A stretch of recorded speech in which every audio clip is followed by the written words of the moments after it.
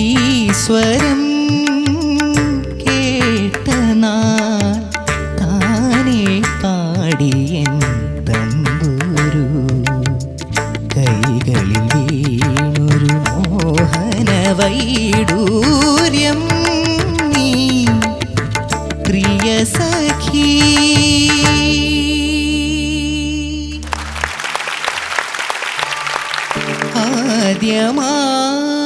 Badri, last time golden mic അടിച്ചു, ഇത്തവണ എന്താണെന്ന് നമുക്ക് നോക്കാം. Okay Sarath sir. എന്തോ ഹരിച്ചേട്ടാ, ഗോൾഡൻ മൈക്ക്, ഗോൾഡൻ മൈക്ക്. നമ്മളൊക്കെ ഇല്ലാത്തപ്പോഴും ഇവരൊക്കെ ഗോൾഡൻ മൈക്ക് അടിക്കും. ചന്ദനമണി സന്ധ്യകളുടെ നടയിൽ നടനം തുടരുക രംഗവേദി മംഗളാരവം ദ്രുതതാളം ദ്രുതതാളം ദ്രുതതാളം.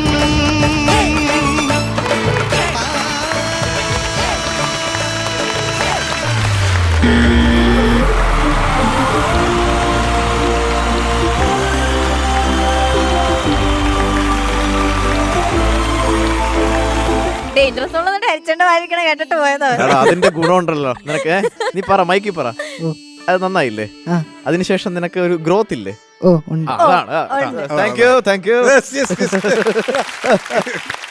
അടിപൊളി മോനെ. എന്തായാലും ഗോൾഡൻ മൈക്ക് ഒക്കെ കിട്ടിയല്ലോ. അപ്പൊ ഇന്ന് കുളവാക്കിയാലും നീ സേഫ് ആണെന്ന് അറിയാം നിനക്ക്. അതാണ് ആ ഒരു ബലത്തിൽ ചില കാര്യങ്ങളൊക്കെ അവന് ഒന്ന് ഒപ്പിച്ചു വെച്ചിട്ടുണ്ട്. മോനെ, ഉഗ്രം പാട്ട്, ഒരു അസാധ്യ പാട്ട്. മക്കളത് ഇപ്പൊ നിനക്ക് വയ്യേ? അല്ല, സത്യം പറഞ്ഞു. ത്രോട്ട് പെയിൻ ഉണ്ട്. ചന്ദ്രമണി കഴിഞ്ഞ ശേഷം തൊണ്ടവേദനയാണ് നല്ലോണം. ശരിക്കും വയ്യേ? ഇല്ല, വയ്യ, തൊണ്ട സ്ട്രെയിനാ. കുഴപ്പമില്ല. മോനെ, നല്ല നല്ല പാട്ട് പ്രധാനമായിട്ടുള്ളവരണം പൊതുവായിട്ട് പറയാനാണെങ്കിൽ അവിടെ കുറച്ച് ശ്രുതി ചേരായികയുണ്ട് മോന്.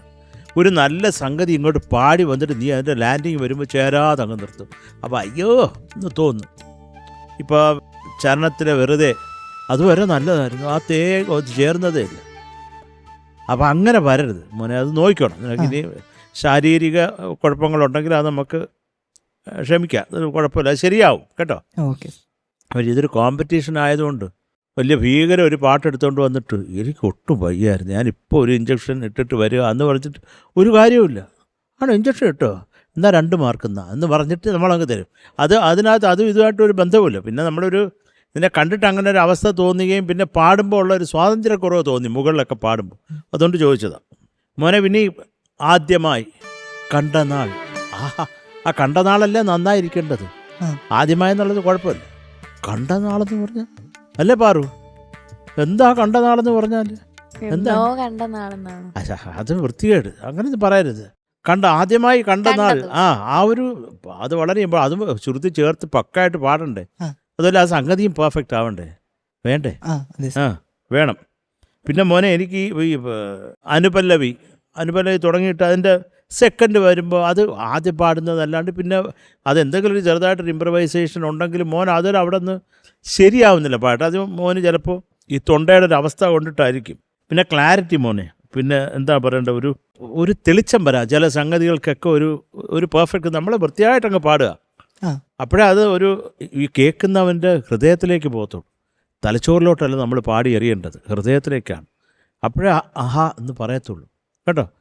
മോൻ നല്ല ജ്ഞാനസ്ഥനാണ് കേട്ടോ. അല്ലെങ്കിൽ ഇത് ഗോൾഡൻ മൈക്കൊന്നും നമ്മുടെ അടുത്ത് തരത്തില്ലല്ലോ അല്ലേ. പിന്നെ മക്കളതാ ഇപ്പം ഞാൻ പറഞ്ഞാൽ വെറുതെ അതുവരെ നല്ലതായിരുന്നു, കൊണ്ട് ചേരാതെ നിർത്തി. അപ്പം അത് പിന്നെ അരുതരുത്, അതൊന്ന് പാടാമോ ശരണം? മൊഴികളിലലിയും ഒന്നുകൂടെ. മൊഴികളിലലിയും പരിഭവമോടെ, പരിഭവമോടെ അരുതരുതെന്നെന്റെ. അതിനൊരു ക്ലാരിറ്റി എന്താണ് ആ നോട്ട്സ്? അരുതരുതെന്നെന്റെ. വരട്ടെ, അത് തന്നെ. അരുതരുതെന്നെന്റെ. ഇതേ അങ്ങോട്ട് ചേരട്ടെ. അരുതരുതെന്നെന്റെ പറഞ്ഞു നീ.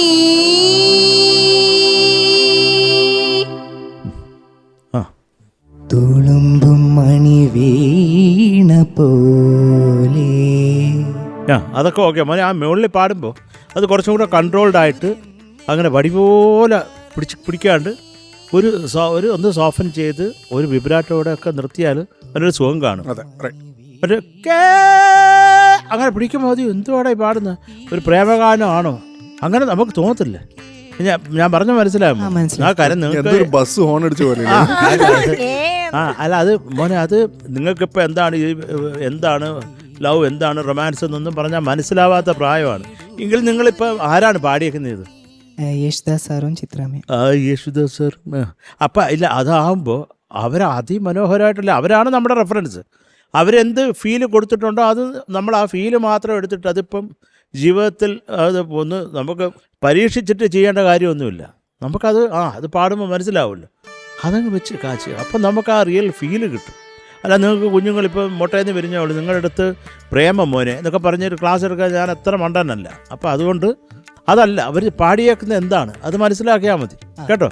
അത് അപ്പോൾ അതിനൊരു സുഖം ഉണ്ടാവും കേൾക്കുമ്പോൾ കേട്ടോ മോനെ. ആ മുകളിലൊക്കെ നിർത്തുന്നത് എനിക്കിപ്പോൾ വയ്യാത്തതുകൊണ്ടായിരിക്കും, അത് കുറച്ചും കൂടെ കൺട്രോൾഡ് ആയിട്ട് നിർത്തുക കേട്ടോ. Okay sir. കൺട്രോൾ വേണം ഏറ്റോ.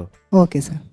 കേട്ട നാൾ ലാസ്റ്റ് ഈശ്വരം കേട്ട നാൾ. അപ്പം എല്ലാ ഐറ്റവും ഉണ്ട്, ആ സമയത്ത് വരണം. ഇത് നമ്മൾ കക്ഷത്തി വെച്ചുകൊണ്ടിരുന്നിട്ട് ഒരു കാര്യമില്ല. ആ സമയത്ത് ഇപ്പോൾ ആ ക്ലാരിറ്റി മോൻ ഇപ്പോൾ പാടുമ്പോൾ ഉണ്ട്, ശ്രുതി കുറച്ചേ ഉള്ളൂ, അത് കുഴപ്പമില്ല. പക്ഷെ അതിനൊരു സുഖമുള്ള അങ്ങനെ ഒരു ഐറ്റം കിട്ടുമ്പോൾ അങ്ങ് വെച്ച് അലക്കണ്ടേ. ഇവിടെ നീ എല്ലാം സമ്മതിക്കുന്നു, പക്ഷെ അതിനൊരു പ്രതിവിധി പറഞ്ഞു തരുന്നില്ല. എന്ത് ചെയ്യാം നമുക്ക് ഇനിയെന്ന്? ഇനി സംഗതികളെ കുറച്ചും കൂടെ ക്ലാരിറ്റി ആയിട്ട്. ഒരു സംഗതി മാത്രമല്ല പാട്ടിലെ എല്ലാം പ്രധാനമാണ്. പിന്നെ നമ്മളിതെടുത്ത് പറയുന്നത് അതിനൊരു കൃത്യത വേണം. കൃത്യത ഇല്ലെങ്കിൽ പിന്നെ നമുക്കത് പറഞ്ഞിട്ട് കാര്യമില്ല മോനെ കേട്ടോ. കൺട്രോൾ വേണം പാടുമ്പോൾ. നല്ല പാട്ടുകാരനാണ് നീ, ഇല്ലെങ്കിൽ നമ്മൾ ഇങ്ങനെ അത്രയും സമയം കളയത്തില്ല, വേസ്റ്റ് ചെയ്യത്തില്ല. ചുമ്മാ പാറുവിനെ വിളിച്ചിട്ട് പാറു നീ പാടിയത് ശരിയായില്ല കേട്ടോ എന്ന് പറഞ്ഞിട്ട് 1.5 മണിക്കൂർ പാറുവിനെ പാട്ടിൻ്റെ കാര്യത്തിൽ അഡ്വൈസ് ചെയ്താൽ എൻ്റെ ആയുസ്സിൽ നിന്ന് 1.5 മണിക്കൂർ പക്ക വേസ്റ്റായിട്ട് പോയി, അത്രേ ഉള്ളൂ. കാര്യം പാറുവിന് മ്യൂസിക്കുമായിട്ട് ബന്ധമില്ല, അതുകൊണ്ടാണ് ഞാൻ പറയുന്നത്. ആമേ റൈറ്റ് പാറു? Yes sir. അതിന് പാറു വിഷമിക്കത്തൊന്നുമില്ല, പാറുവിനത് കണക്ട് ചെയ്യും ഞാൻ പറയുന്നത്. അങ്ങനൊന്നും അല്ല കേട്ടോ, പാറു നല്ല ജ്ഞാനസ്ഥയാണ്. ഞാൻ ചുമ്മാ പറഞ്ഞപ്പോൾ അവളും അങ്ങ് സമ്മതിക്കുന്നു. എത്ര പാട്ടുകളാണ് മനോഹരമായിട്ട് എനിക്ക് ഫോണിൽ പാടി തന്നിട്ടുള്ളത്, ഞാൻ ഞെട്ടിയിട്ടുണ്ട്. ഞാനങ്ങനെ പേടിച്ചാൽ കിടന്ന് ഉറങ്ങിയിട്ടുള്ള പല രാത്രിയും. Thank you Paru. ആരോട് പറയണ്ട, സോറിടാ, ഇതിപ്പോ ഇങ്ങനെ ഒരു അവസരത്തിൽ പറയേണ്ടി വന്നു. ഇല്ലല്ല കേൾക്കത്തില്ല. പക്ഷെ വലിയ സംഗതികളൊന്നും ഇല്ലെങ്കിലും ഒരുവിധം പാടും പാറു. അത് മതി Paru. Okay, thank you sir. ഹരിച്ചേട്ടാ നന്നായിട്ട് പാടി ബദ്രി. Thank you sir. നല്ല സിംഗിങ് ആയിരുന്നു. ശ്രുതി ഇങ്ങനെ സ്ട്രെയിൻഡ് ആയിരിക്കാം മേ ബി ഇന്നത്തെ ഡേ. അതിങ്ങനെ അവിടെ ഇവിടെയൊക്കെ ഇങ്ങനെ പോകുന്നുണ്ടായിരുന്നു. ആലാപ് തൊട്ട് ആദ്യത്തെ ആ ഒരു അവിടെ തൊട്ടേ ഇങ്ങനെ പ്രശ്നം ഉണ്ടായിരുന്നു. പ്രിയ സഖി അതൊക്കെ ശ്രുതി ചേരുന്നില്ല. എല്ലാ ലാൻഡിങ് ഇങ്ങനെ അതുവരെ നീ നന്നായിട്ട് പാടി വന്നിട്ട് ലാൻഡിങ് കൊണ്ടുപോയി കുളമാക്കും. അതായിരുന്നു പറ്റിയത്. ഇന്നത്തെ എല്ലാം ഒരു സംഗതിയൊക്കെ വാവ് നീ എഴുതി വെച്ചിട്ടുണ്ട്. അനുപല്ലവിയുടെ സെക്കൻഡ് രണ്ടാമത് പാടിയതൊക്കെ രസമായിട്ട് പാടിയിട്ടുണ്ട്. ആ പൊന്മയിൽ പീലി എഴുതി നീ അതൊന്ന് പാടാമോ? ആയിരം രണ്ടാമത്തെ ഏതാണല്ലോ. 1000 പ്രേമാർദ്ര കാവ്യങ്ങളെന്തിനു പൊന്മയിൽ പൊന്മയിൽ പീലി പൊന്മയിൽ പീലി. അതൊക്കെ ശ്രുതി. പൊന്മയിൽ പീലിന എല്ലാ നോട്ടും കറക്റ്റ് ഹിറ്റ് ചെയ്യണം. മനസ്സിലായ? അതാണ് എനിക്ക് ഫീൽ ചെയ്തത്. അങ്ങനെ കുറേ പോർഷൻസ് മോന് നന്നായിട്ട് പാടുന്നുണ്ട്. പക്ഷെ അവിടെ വരുമ്പോൾ ഒരു ശ്രുതി എന്തെങ്കിലും പ്രശ്നം വരും, അത് ഡ്രോപ്പ് ചെയ്യും. പിന്നെ ഇടയ്ക്ക് ഒരു ഇംപ്രവൈസ് ചെയ്തോ എന്തെങ്കിലും? ഇല്ല, അത് അതിൽ ഉള്ളത് തന്നെ അല്ലേ. പിന്നെ ഇത് ഡുവറ്റ് അല്ലേ? അതെ. ഓക്കെ, അപ്പൊ ഇതിലൊരു വരി ഉണ്ട്, അന്ന് നീ കാമിനിയായി ഞാൻ. അത് അടിപൊളിയായിരുന്നു. അത് നീ കറക്റ്റ് നീ തന്നെ പാടിയപ്പോഴത്തേക്കും കേൾക്കാൻ നല്ല സുഖമായിരുന്നു. എന്തോ ഒരു പ്രശ്നം അവിടെ. നിങ്ങൾ ചിരിച്ചത് അതെങ്ങനെയായിരുന്നു അന്ന് നീ കാമിനി?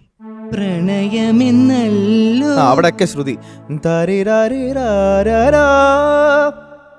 പ്രണയമെന്നല്ലോ പറഞ്ഞു നീ അന്നു നിൻ കാമിനിയായി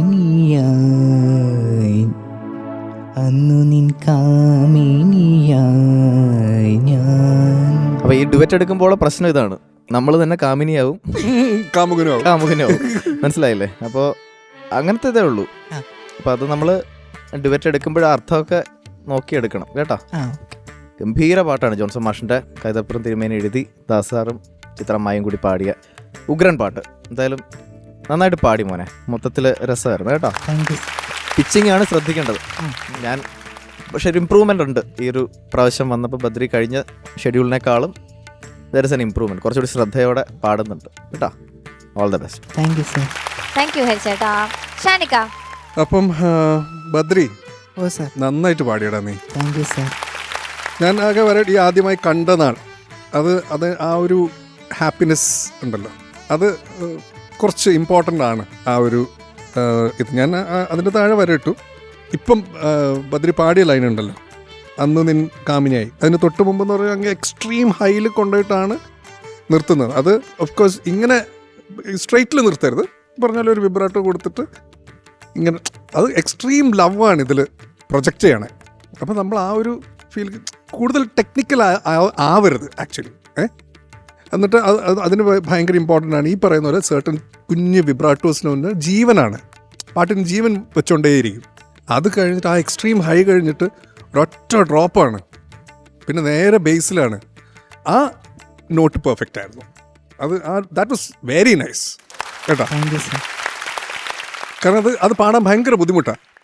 അത് പാടിയിട്ട് ഇവിടെ തുടങ്ങാന്ന് പറയുന്നത് കാരണം ഇമ്മീഡിയറ്റ്ലി തുടങ്ങുന്നുണ്ട്. അപ്പോൾ ദാറ്റ് വാസ് റിയലി നൈസ് കേട്ടോ. Thank you sir. പിന്നെ അവിടുന്ന് അതിൻ്റെ ലോ പോകുമ്പോൾ അത് അവിടെ ചെറുതായിട്ടൊന്ന് വഴുതുന്നുണ്ട്. Otherwise it was a very nice performance Badri. Thank you sir. Thank you. ഇതുകൊണ്ട് നല്ല ഇമ്പ്രൂവ്മെൻ്റ് ഉണ്ട് കേട്ടോ. പിന്നെ ഈ പറഞ്ഞ പോലെ ഗോൾഡൻ മൈക്ക് കിട്ടിയെന്ന് വെച്ച് പാട്ടുകളിൽ പഠിക്കുന്ന അതിൻ്റെ സ്ട്രെങ്ത് കുറയ്ക്കൊന്നും വേണ്ട, നന്നായിട്ട് തന്നെ പാടണം കേട്ടോ. Okay sir. കാരണം പ്രേക്ഷകർ ഇത് കണ്ടിട്ട് പറയും ഇവനാണോ ഗോൾഡൻ മൈക്ക് എടുത്തത് കേട്ടോ. അതുകൊണ്ട് ഇനി അടുത്തതും ഇതുപോലെ തന്നെ അടിച്ചു പൊളിച്ച് പാടും കേട്ടോ. ഈ ഹെൽത്തും കാര്യങ്ങളൊക്കെ എത്രയും പെട്ടെന്ന് ശരിയാവട്ടെ. All the best. All the best. Thank you ഷാനിക്ക. ബദ്രി. ഓ മാർക്സ് ചോദിക്കാം. ഓ ചോദിക്കും. ഷാനിക്ക. ബദ്രി. ഓ sir. 8.5. Thank you sir. Thank you ഷാനിക്ക. ഹരിച്ചേട്ടാ. അപ്പോൾ ഗോൾഡൻ മൈക്കൊക്കെ അടിച്ചുകൊണ്ട് ഞാനൊരു 9 അങ്ങ് തരിക. Thank you sir. Thank you. Super. So total 17.5 marks. Super. Thank you. ഓക്കേടാ.